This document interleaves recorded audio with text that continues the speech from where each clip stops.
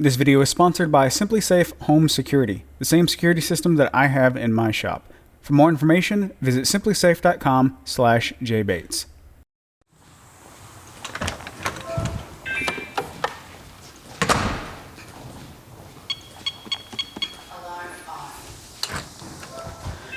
Whoa, man, look, there's so much room for... You must have robbed a donut shop. Dude, you have got to cut back on the caffeine. What are we making today? What are we...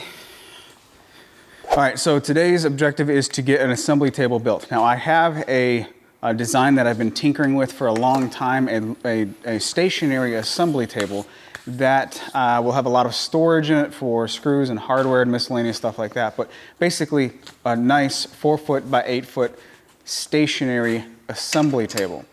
Problem is, I'm not 100% finalized on the design, and I really want a large work surface here. So what I'm gonna do is build a temporary assembly table.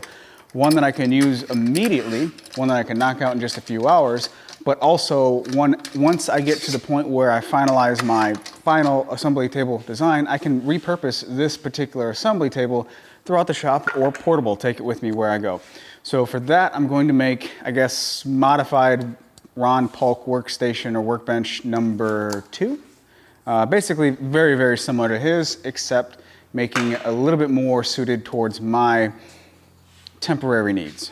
All right, so here's the plan, quite literally anyway. This is Ron Polk's plan. This is just the cover page. I don't want to, give away any of his information, but go to that website if you're interested in a set of plans. So I've taken this, I bought this in like 2015 and made one similar style workbench for my previous shop, and I simply outgrew that space and got rid of that table. So I'm going back to this design for my temporary needs. The only difference is I don't need all these attachments for various tools and such. I simply want a stable, flat 4-foot by 8-foot work surface. So I'm going to eliminate all the bells and whistles and simply get that 4-foot by 8-foot work surface.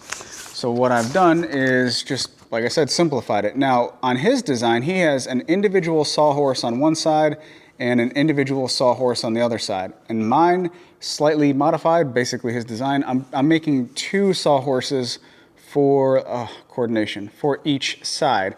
And the reason being is, yes, I am using this as a 4-foot by 8-foot table right now, but once I get my plans finalized for my stationary 4-foot by 8-foot assembly table with storage and all that stuff, then I still want to be able to use this in various locations down the road. So this allows me more flexibility for, say, breaking this up into 2 2-foot by 8-foot sections and not having, to deal with material or to deal with supporting the top, because they'll have individual sawhorses. So the interesting thing is I'm going to try and make this entire 4-foot by 8-foot assembly table on my 2-foot by 4-foot CNC machine. I'll use all of the regular tools to break down the plywood and all that stuff, but for actually making all of the holes and cutouts, I'm going to use the CNC machine. That will give me a lot of precision to use the dog holes rather than just drilling a bunch of holes with a Forstner bit like I did in my last modified Polk assembly table. Now, the first time I made a table based off of this design, I did it all with just regular woodworking tools. So I had a handheld router and a template to make all of these slots, these larger slots, and I used a drill and a Forstner bit to cut all of these holes after striking a grid with a chalk line.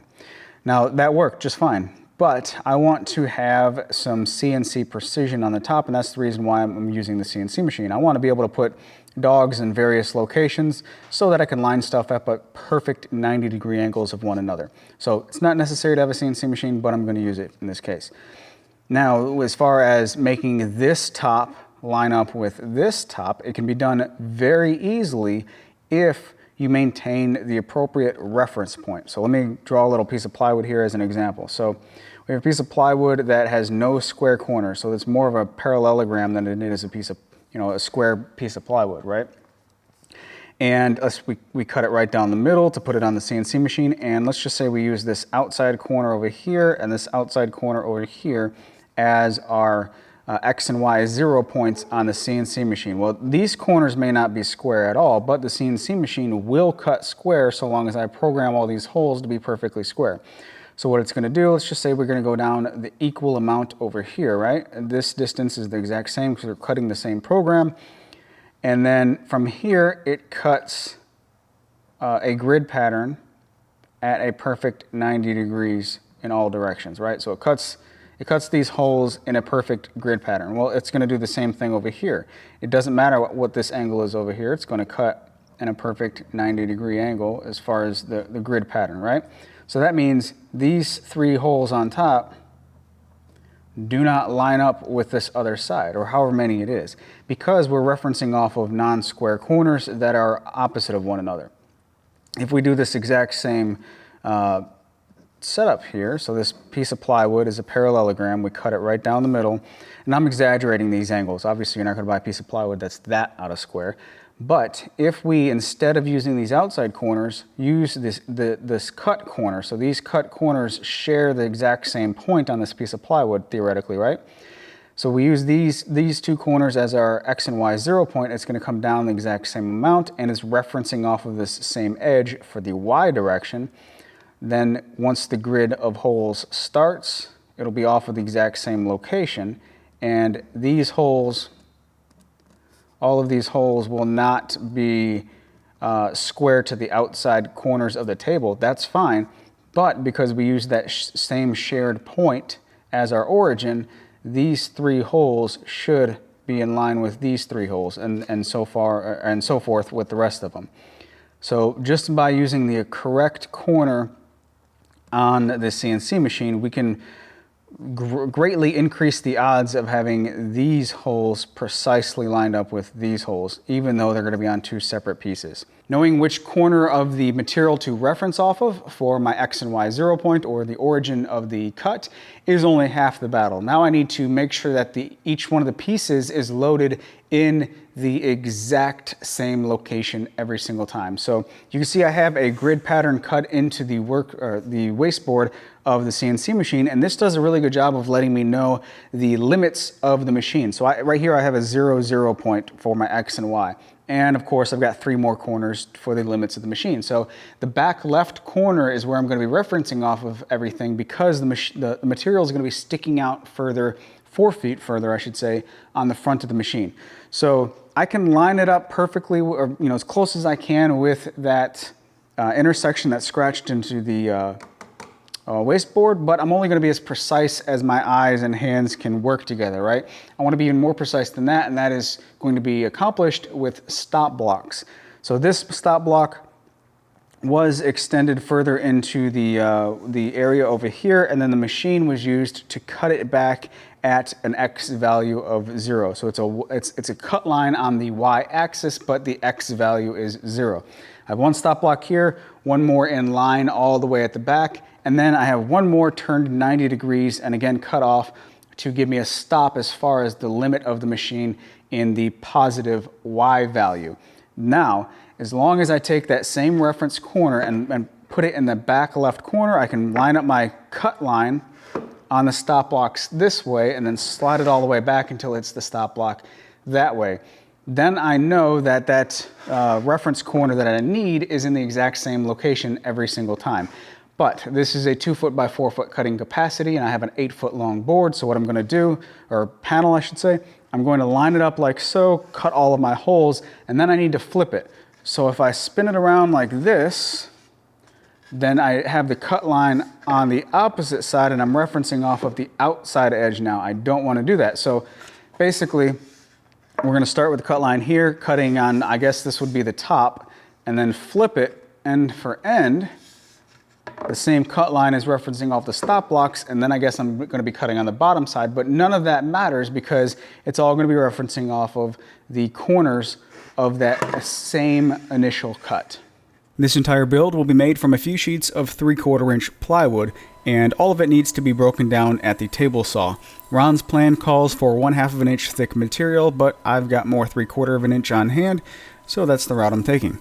Up until this point, I've never used the tilting top feature of this cart, and when I did for the first time, it immediately earned its spot in my shop. Holy cow, what a useful item for sheet goods. Full sheets can be difficult to manage over a table saw by yourself, but with this cart, the process was quick and easy. Just as planned, the panels were loaded onto the CNC machine, making sure to contact all 3 stop blocks. Doing so eliminates the ability to clamp to the machine, so I used a couple washer head screws instead. Every CNC cut on this build will be made with a 2-flute spiral downcut bit. The downcut geometry provides a clean top surface, and because I'm cutting 0.03 of an inch deeper than the thickness of the plywood, the bottom surface will also have a clean cut. Although there are quite a few holes to cut, the process is relatively quick, and while the machine runs, I can prepare for other tasks or stage materials as needed. After the first run, the material is flipped end for end, making sure to reference the table saw cut edge against the stop block once again. And more of the same cutting. Next up, the interior web sections can be ripped from full 8-foot lengths of plywood, and earlier when I was breaking down the full sheets for the top and bottom, I went ahead and ripped another sheet in half to make this step much easier. With one top section on my folding table, I positioned 2 long webs on one edge, and the remaining space represents the exact length the short web needs to be cut to. And after a test cut is confirmed, the rest of the short webs can be cut to size. A stop block at the miter saw station makes accurately cutting these pieces quick and easy. Back to the CNC machine to cut out the interior webs, starting with the long webs. Now these pieces need to be flipped end for end, just like the top sections, and somewhere during these cuts I realized I should have sped up the process even more by loading 2 pieces and setting the program to cut them in sequence. That would allow me to stay ahead of the machine, unloading and loading one side while the other side was being cut, and therefore keeping the machine running and minimizing downtime. For a small job like this, the savings, they're kind of minimal, but for long production runs, it's good to stay in that mindset. The time savings can really add up. So that's exactly what I did with the small webs. Now these cuts, they were so fast that cutting them one at a time, it would leave the machine idle very frequently. It took barely any time to get all of these webs cut. Just like with the web pieces, I ripped a full sheet in half at the beginning to make cutting the sawhorse blanks easier. These sawhorse pieces, they just need to be a little bit oversized as they come off the table saw, and that's because these too will also be cut at the CNC machine. More repetition with loading, cutting, and unloading. One of the biggest benefit of cutting on the CNC machine is that it allows you to be productive elsewhere. Essentially like having 2 people working at the same time. The sawhorses, they were a little bit longer of a cut, and that allowed me to start cutting the pocket holes in the interior web pieces. The CNC was actually still running as I started assembly, which began by building the tops upside down. First, one long web is added with the pocket hole screws on the outside of the structure. I don't care about the appearance of pocket holes being on the outside because the benefit is that the screw goes in towards the center of this structure, and therefore it has more material to grab to. Having the pocket hole screws on the inside, it does look cleaner, but the screws are going toward the edge of the material on the top section and potentially blowing out one side. Having the screws going towards the edge, it also limits the amount of a roundover or a chamfer that can be used on the top edge. Then the interior webs are added with pocket hole screws just into the bottom side of the top, followed by the second long web, and for all other connections, I just used wood glue and brad nails.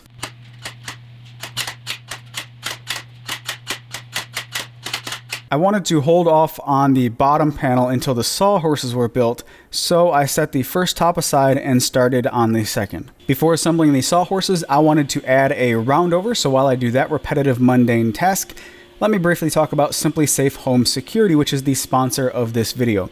SimpliSafe is incredibly effective, reliable home security that will make sure your home is safe. Your home is professionally monitored 24/7. If anything happens, they'll make sure the police get called. I have their security system installed in my shop. I've got the motion sensors, glass break sensors, motion activated video cameras, which can be controlled or viewed on your cell phone or any other mobile device, and entryway sensors. I don't have any running water in my shop, so there's no need for me to use their flood or freeze sensors, but they have those as well. All of it is incredibly easy to install, it's easy to use, and it has fair and honest prices. For more information, be sure to visit simplysafe.com/jbates or click the link in the description below. Thank you, SimpliSafe, for sponsoring this video. One of the main benefits of Ron's original design is that it is portable. He used lightweight material for the entire structure, which I did not, and he designed these sawhorses to lay flat during transportation. The sawhorses lay flat due to the use of nylon straps for hinges, and while I did add the same nylon straps to mine, you will find out at the end of the video that I won't be able to flat pack mine. Nevertheless, it was an easy process and a great idea. The reason I waited until the end for the bottom panels is because I wanted to make a few test cuts on scrap material to really dial in the exact size I needed for my custom sawhorses. With that determined, it was a really quick and easy cut, as it's just a single slot, one on each end. Then the bottom panel is added with just glue and brad nails, and finally the entire table can be put together for the first time, and I can figure out a way to keep everything aligned.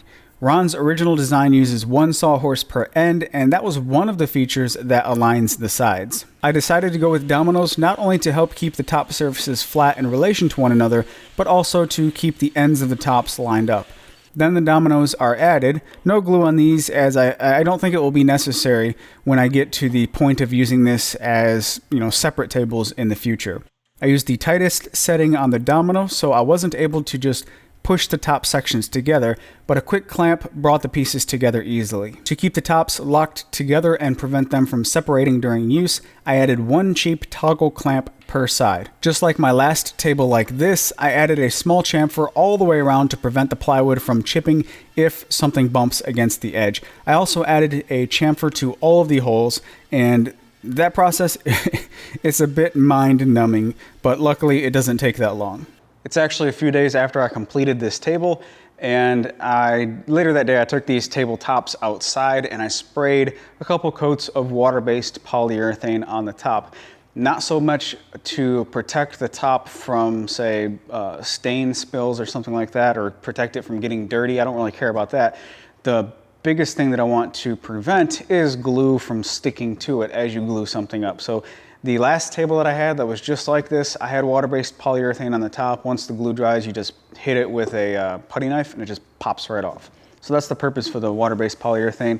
And let's see, like I said, I had this particular table very, very similar to this in my last shop, and I absolutely loved it. I loved having the 4-foot by 8-foot capacity to work on the top however I needed. I simply just outgrew that space, and it was the largest item, so it had to go. But it's exciting to see it back.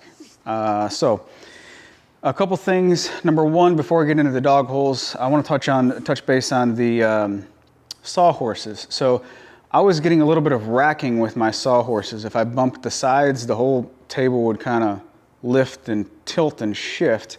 And the reason being is, like I said, this is slightly modified from Ron's original design. His sawhorses were much taller than mine, about the same surface height, but the legs were splayed out just a little bit more, and therefore the triangle is wider at the base with the sawhorses and probably gives you a lot more stability than what I did. I knew that instead of Ron's original plan of having one sawhorse supporting each end, I wanted to have two on each end, so 4 total. That way I could break this up into two 2-foot by 8-foot tables in the future when I build the permanent station in here with all the storage. So, and in doing so, I didn't look at his dimensions for the sawhorses. I should have, because they're proven good dimensions. Instead, I just drew it out like I saw fit on SketchUp and only included a 10-degree angle, 10 degrees from vertical on each leg. That's probably not enough. And I just looked at his sawhorses to get the cutout shapes and just went as close as I could, as close as what visually looked acceptable.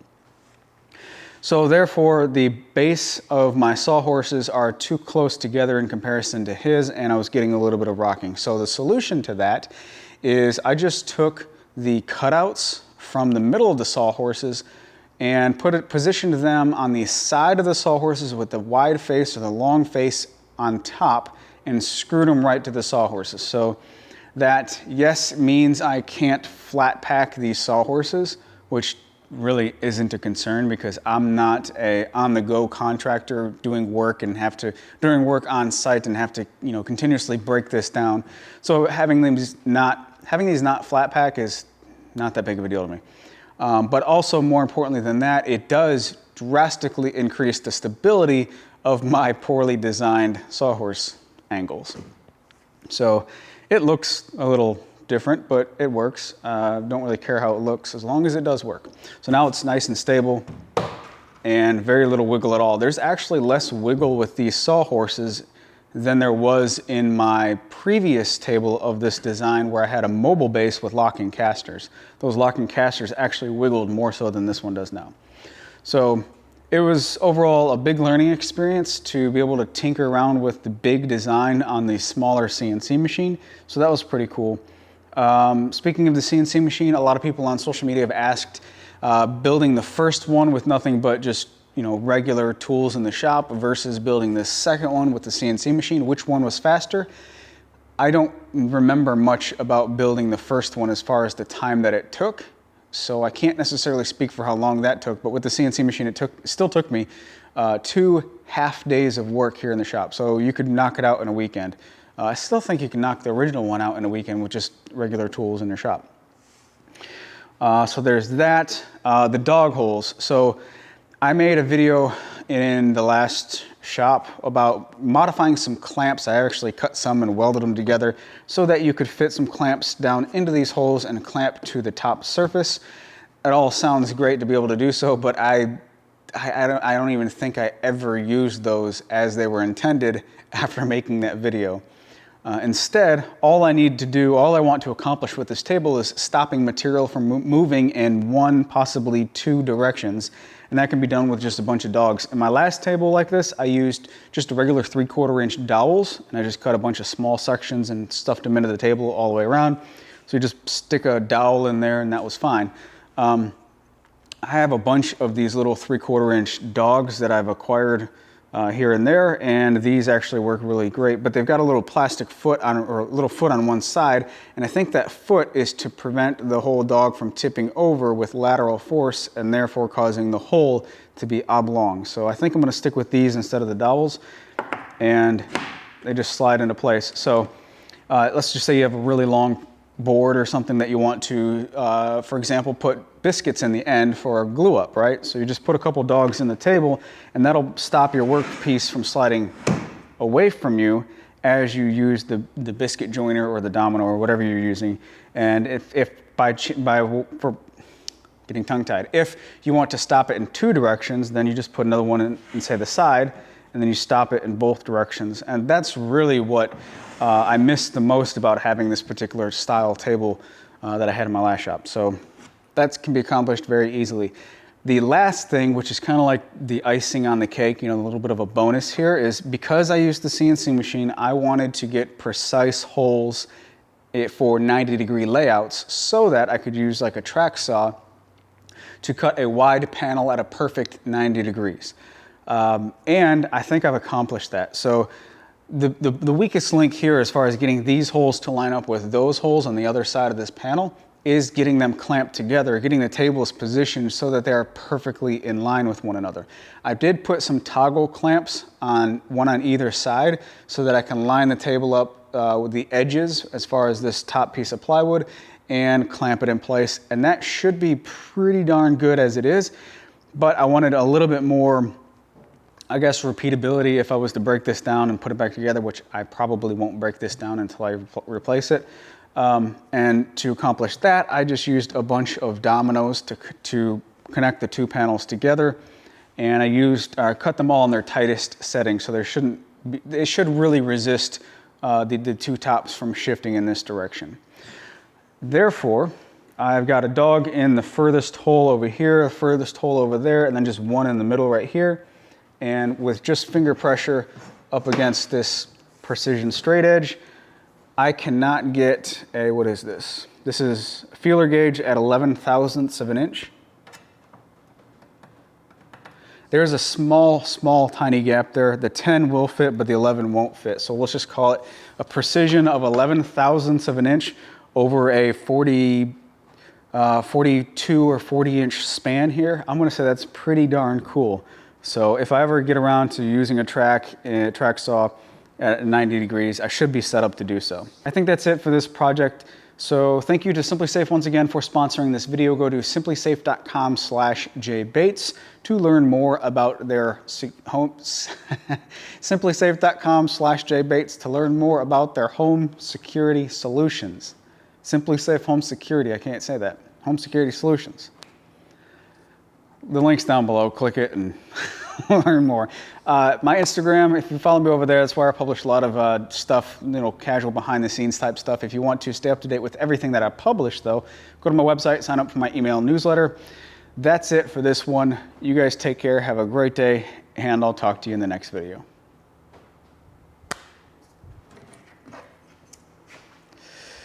SimpliSafe Home Security Solutions.